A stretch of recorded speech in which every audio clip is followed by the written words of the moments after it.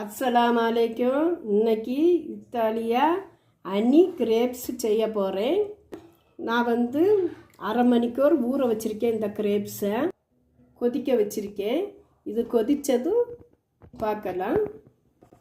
ஒரு பீட்ரூட்டில் நான் ஒரு துண்டு எடுத்து சீவிருக்கேன். இதை சீவலில் சீவிடணும். கிரேப்ஸை நான் அவிச்சாச்சு. இப்போ நான் அலசி எடுக்கேன்.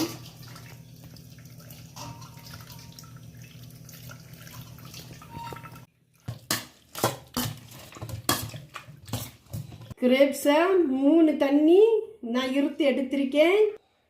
கேரமல் செய்யும். 1 கிலோ பன்னீர் திராட்சைக்கு நான் 3/4 கிலோ சர்க்கரை போட போகிறேன். கேரமல் பண்ண போகிறேன்.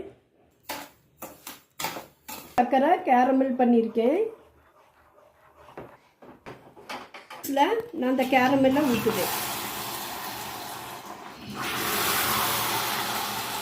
இதே ஒரு லெமனு. இதுக்கு ஒரு கோப்பை ஊற்றுதே ஹனி.